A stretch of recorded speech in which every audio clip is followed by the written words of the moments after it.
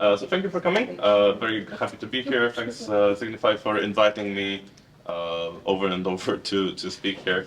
And I'm finally here. And I'm going to talk about building IDEs. And no worries, I'm not going to dive into like compiler internals. In case you wanted that, then I'm sorry. But in case you didn't, in case you wanted something fun and high level, this is going to be closer to that.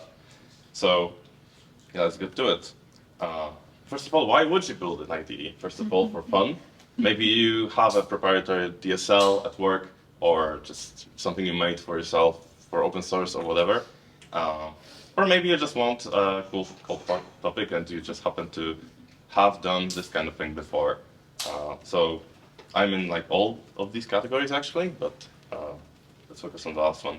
There are many options for building IDEs. I just mentioned a couple here. For example, how we can, like, what kind of UI we can give our IDE. Maybe we don't even need a UI. Maybe we just like send bytes to, through your telephone or something. You can write your own front end if you want to. I didn't want to. You can use Monaco, which is the component that, for example, VS Code is using for its editor, and that's actually what we are going to use. Or you can try to integrate with an existing editor like VS Code, IntelliJ, Neovim, Emacs, or anything else. For analysis, so basically the meat of your IDE, you can go like with many levels of how well you want it to work. Basically, you can just have syntax highlighting, which is going to be very easy. You can do it in any language, in basically any environment. You can do some kind of best effort analysis, like you can try to understand what's a keyword, what's a definition, what's a reference to that definition, or if these two symbols that have the same name are actually the same thing.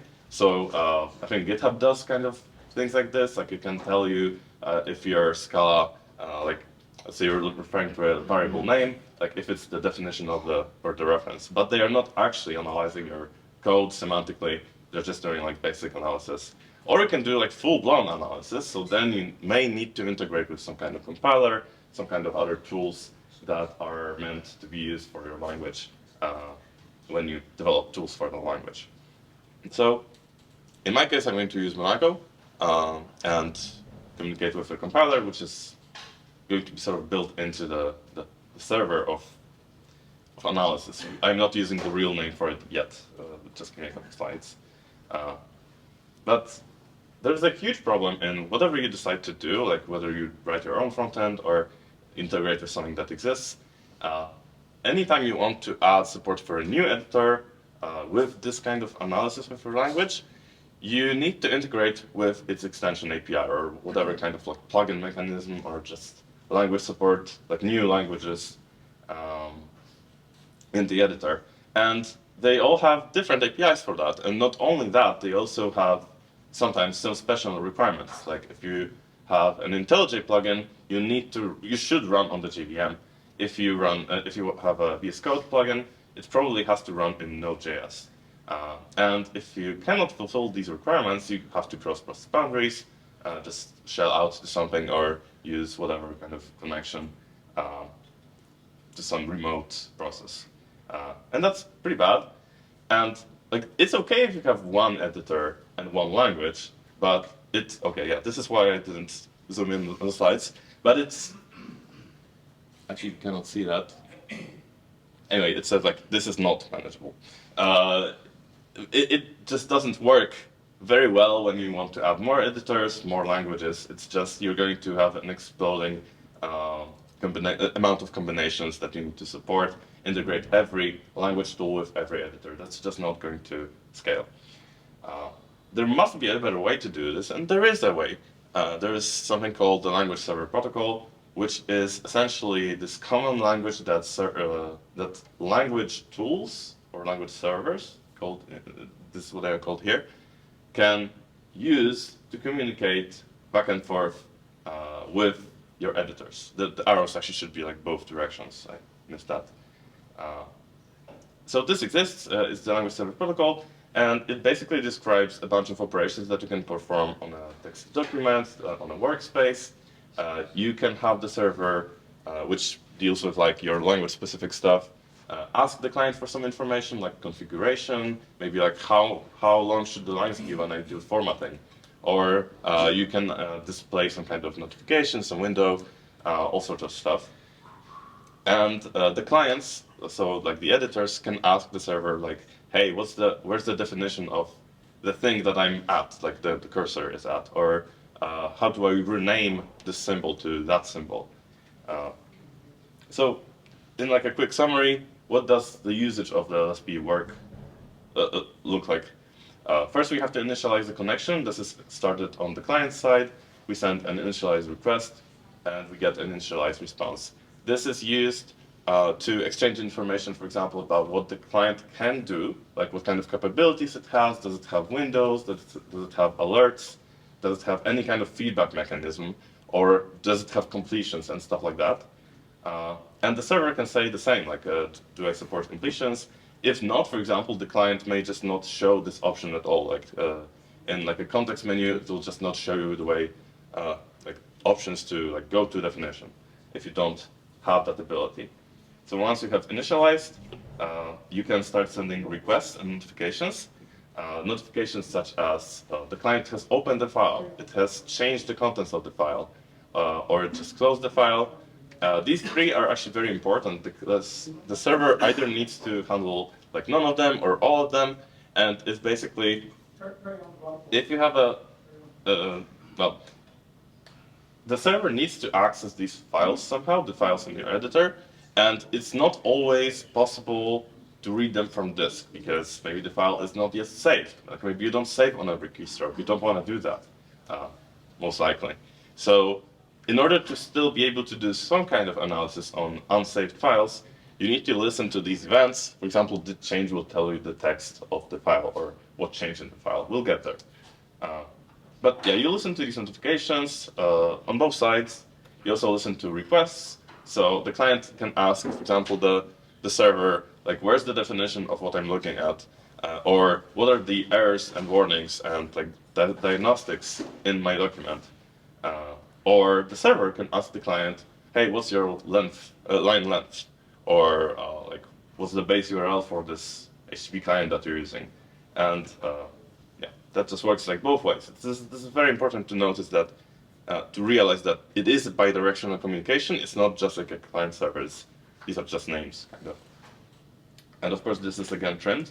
But that's an example request and response for text document definition. So I'm at a position in the document, I just want to go to definition. So the client should send this is using JSON RPC protocol.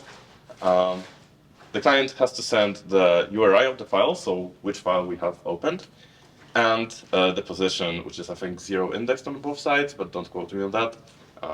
All the technical details are in the spec, it's just I didn't implement the spec. So we get the position, the file, and the response is supposed to be the start and the end of where the definition is. And it can be a different file, which is why we also have to send the URI back. In this case, it's the same file, but you get the idea.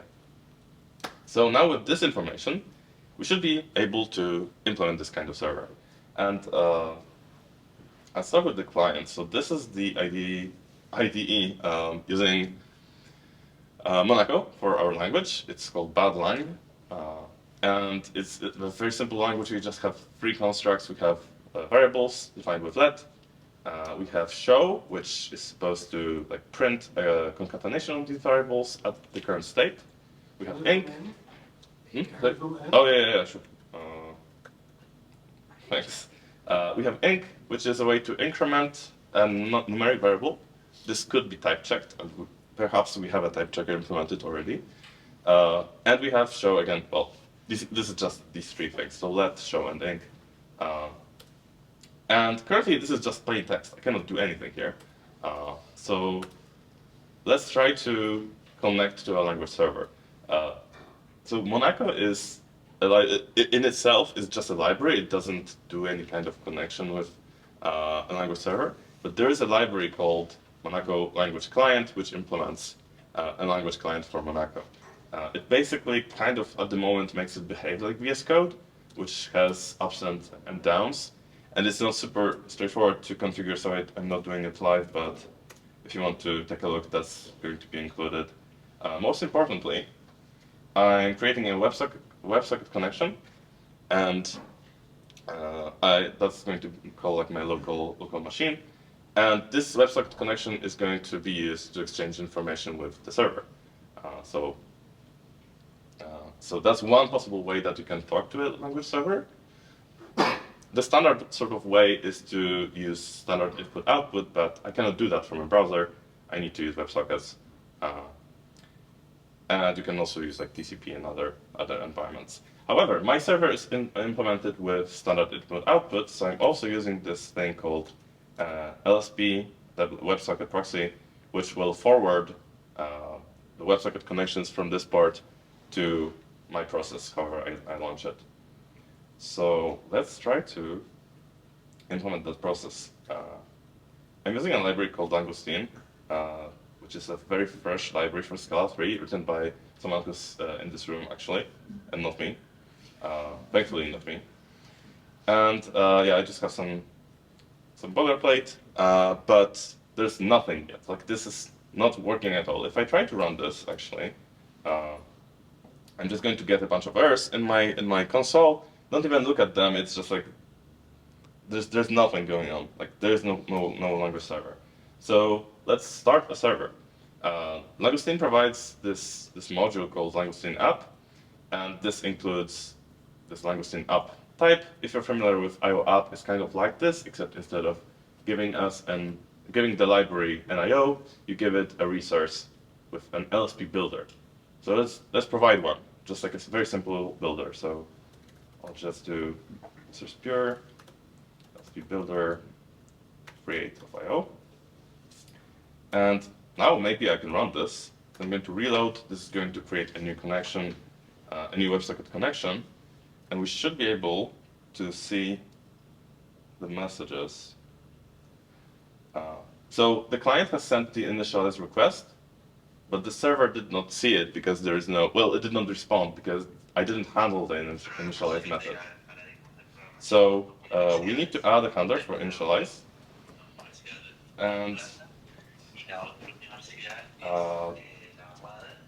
yeah, I'm going to actually move to another place. I'm going to implement this inside the server make function. It's going to be very useful later. So I'm going to call server make right here. And yeah, let's just use this builder. I'm going to handle the request to initialize. And I'm going to get this this request handler is going to be this function from the input to some kind of IO. I'm going to just use IO unit and see what the compiler can tell me about the type. I very much recommend this kind of method, especially if you have a fast compiler, which we all know that Scala is. So I need to return this very specific and very understandable type. Thanks again, the compiler, for desugaring this type. But I happen to know that I can go to this definition, and I see the types right here. So we have, in our input, we have this initialize params thing. It's going to be some kind of case class, which is, by the way, deprecated, okay. Actually, no, it's not deprecated. The deprecated thing is on one of its fields. This is a bug, yeah. Yeah, I already filed that like 2 years ago. And we need to return initialize result. So let's do like IO pure. I don't know what I need to pass, so I'm just going to stub it out. Let's look at this in first. This gives me both the parameters of the request and also a communication channel, something that I can use to send a notification or a request back to the client. I'm not sure if by spec you are able or allowed to talk to the client sort of asynchronously, but this kind of design kind of points you to just talk to the client while handling a request. Maybe that's a possible feature. Who knows, right? But we're going to use the parameters. So actually here I don't even care. I'm just going to specify what capabilities the server has. So in my initialize result, I'll say capabilities. It's going to be this. First of all, we need to sort of tell the client how we are going to talk about the text documents or the files. And that's going to be this text document sync. And I want full sync. For my fellow Assassin's Creed players, this is the goal. Not sure if anyone still plays that, but this means that whenever something changes in the editor will send me the entire file, not just like what changed. That's too difficult. I don't want to do that in the talk. And I think that's an option, or like an opt, which is a fancy new type over a or no. So that's number one. So this just tells the client to send me updates of the file. We should be able to run the server now and like get some kind of useful stuff out of it.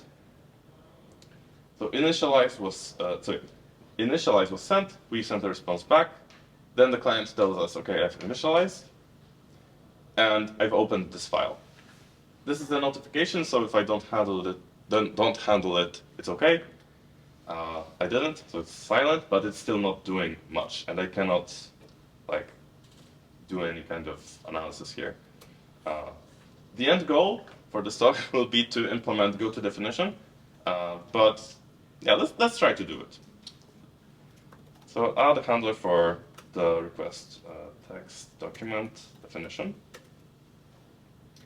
I just want to say like how nicely typed the library is, because I can say I'm handling the text document definition request, and I know exactly what the input type is going to be. Well, the compiler knows. Maybe I need to look it up, but I cannot like say I cannot do like references, which is like find references to this variable, and expect this input type to be go to like definition parameters. It's just not going to type check. So it's really nice to do this. I think in other languages, some tooling is more like stringly typed, so they don't have this kind of cool type safety. Anyway, you have to go to definition request, and that's going to be the params. That's going to have, for example, the document and the position, right? So first, I'll need to read this document. I actually have a slide for this. Hold on. First, we need to read this document, this file, parse it, and find out where we are in the document, right? Like what I'm looking at. And then like find the full name of that, and try to find the first let matching that name. So, and for that let, we'll just return its whole range. So I'm going to try to parse that. Let me just remember. No, I still first need to load the file. So how do I get the file text, right? I don't have any source of that information because I didn't listen to the did change notification. The client is not sending me the text of the file at the moment. So I'll need to add some extra steps before I can actually properly handle this request.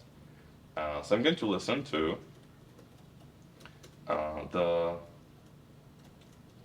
did open notification. And that's going to have the text document with the text and the URI. And I'm going to put this into an in-memory cache. First I need to define that. And I think I have that implemented already, so document cache. Make, and as the key I'm going to use document URI, which is the type from Augustine. And I'm going to map on this.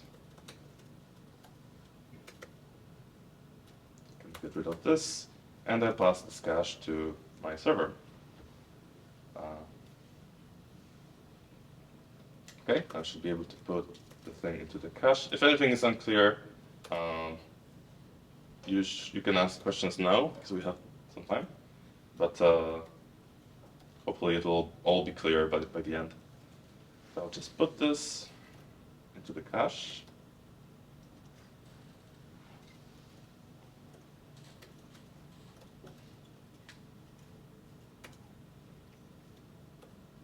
And on close, I'm going to do the opposite. I'm going to remove this from memory.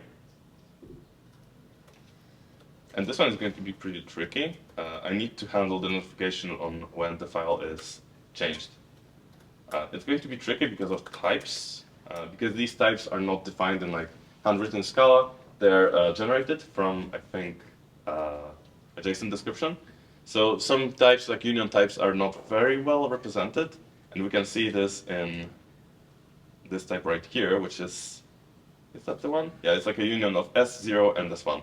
So not very well descriptive names, but we should be still fine. So did change.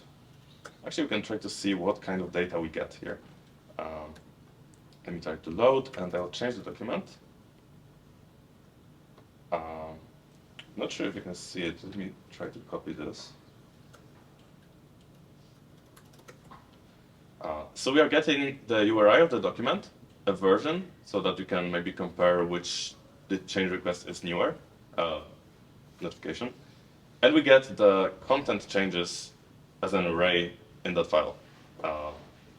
And because I did full sync, I know for a fact that I'm only going to get full content changes, but S0 and S1, one of these is for partial changes, so I need to kind of ignore it. So question, how often do the content changes come through? Like if you type a character, is that an event? It's or is on it... every character type. Ah, okay. So hopefully, by spec. So I'm going to take these params and the changes, and I'm going to call the best method in the world, which is called traverse. And I'm going to try and pattern match on this. And I think it's S0. So that's the incremental one. I'm just going to ignore it and return an IO stub. And for the other one, I think we just get text. And I'm going to... I was hoping for GitHub Copilot, but I actually did turn off Wi-Fi, so no. Hold on. A lot of Postman time. Okay, I can actually do it. And that's going to be in params text document URI and text. Like, hopefully we'll just get one of these changes. Let's just stick to this assumption. And that should be it. So now I have this cache, and there's also this mystical thing called text documents. That's just like a more high-level API on top of document cache, which I'm going to use to read the file at this URI. Let me just make an instance of this. Text documents, cache. The implementation is actually going to try to get the thing from the cache first, but if it's not there, for example, if it's a file that's closed at the moment, it's going to read it from disk. That's not going to work with a browser client, but we actually don't need it to work because we always will have the thing in the cache. The file is always open. So let me try to use that in our definition request. So docs, I'm going to get this file at the URI. Text document URI. And that's an IO document. If it fails, I kind of don't care. Let's just fail. But yeah, that's going to be a document. The document has some content, which is a string. As I mentioned, I'll need to parse this and kind of analyze it. Fortunately, the parser is already written. So I'm just going to parse it like that. Hold on, I do think I did it in a simpler way back then. Just steal this. Okay, yeah, I just did two options. So if this fails, we'll do something. If it succeeds, we'll have a parsed value. And we'll also see what happens. And yeah, let's try to get the compiler to tell us what the types are. Just return some bizarre type. And yeah, it's not a string. It's supposed to be another IO of an opt of definition or vector of definition links. I'm going to go with the simpler one, the single definition. It's hopefully just one definition. So in the case of none, I think I can just return an empty option, opt empty. Actually, this should probably be just a map, so no I/O. But if it did parse, then I think I can analyze this. Yeah. So we are at a position. This is not the reference. This is so this is not the definition. This is the reference. So I need to find a reference that matches this position, which I think is this. And we're going to use the parameter with the position, and I'm going to convert it from the LSP model of langoustine to my internal representation of the position, which I think is 2 model. That's just a very straightforward, okay, Metals wasn't very helpful here, but that's just a very straightforward conversion between 2 similar types. So I have that definition, that reference. If it doesn't exist, I think we just want to default to empty again. If it does exist, that's the reference. We'll need to find the definition matching the symbol. This is going to be a name in some kind of wrapper. So we go to the parsed file again and look for the definition of that name.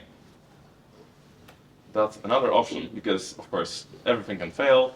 Maybe I'm using a variable that wasn't defined before, so we have nothing to go to. So I have an option of a name, required of nothing. That's not what I would expect to see, but okay.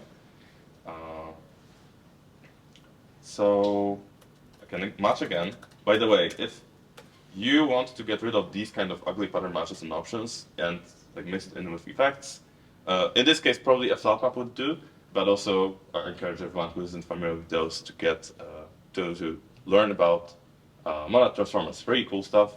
Just don't use them in production code because it's ugly. So choose your level of ugly, like this kind of ugly or difficult to understand ugly. So again, we have an option. If it's a none, you already know what we're going to do.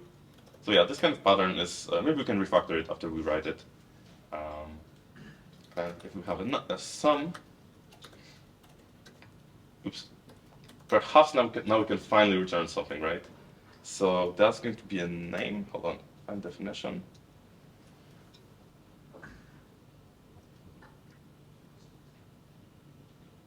Don't tell me I have to go to the parser again, to the file. Okay, I'm going to cheat again and look at what I did before. And then I'll show you something cool, like actually cool. Find the yeah, I'll just steal this, you know.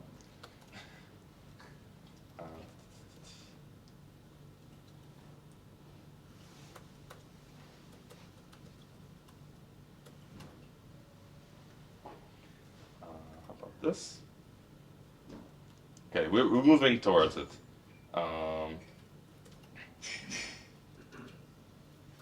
Great, now everything broke. I can blame this definitely on significant indentation in some way. Okay, you know what? I'm just going to steal this, the whole thing. It's not worth it. This it's going to be the same thing though, just maybe in better syntax. No, option opt. Maybe you can convert. Yes. Okay. Now hopefully the whole thing just works, and we can move on to the cool stuff. So let's wait for it to initialize, and it almost works, I'm sure. Oh, there's one more thing I didn't do. Maybe someone spotted the mistake, but I handled the request without actually saying that I can handle it. I need to add it to my capabilities. So I'll say that I have a definition provider, and I think it's an optional boolean, so something like this. And now maybe? Yes, so it works. And not only does it work here, it'll actually work in VS Code itself, because I do have an extension as well, which is using a language client, and that also happens to work here, with no extra code on the client, right? It's the same implementation on the server side, which is kind of the whole thing, the whole reason why we are using LSP. So that's one cool thing. But another cool thing I wanted to show, with Langoustine, you don't only get a library, you also get a tool, an amazing tool which is called the Langoustine Tracer. So I can wrap my launch script of my LSP server with the Langostine tracer, and now that's going to launch something. Okay. Where's the rest of the console? Yeah, it's going to launch a server with this very pretty UI, which I can use to debug these requests and responses. So this is my initialized request. I can see the response for it. I can see the initialized notification. Now I can make some changes, and we can prove that we did get a couple. Okay, maybe one did change request. Maybe it's not actually doing it on every keystroke. But yeah, we can see what happens. We got a did open, we got a did change, and if I go to definition, let's actually do it on a working file. There's our request, and there's the response. So I think that's pretty cool. How are we on time? Okay, an hour. So yeah, we could do this all day, but this is about as much as I was ready to do. Hopefully this is interesting, and if you ever have a need to build something similar, you will know to maybe trust in LSP and implement just one side of the equation instead of both over and over. And yeah, this is all I had. The slides and the code will be posted later on the event, and if you want to get in touch or yeah, just get in touch and ask some questions or give some feedback. All the contact links are in the link tree. So thank you again, and hope you had a nice time.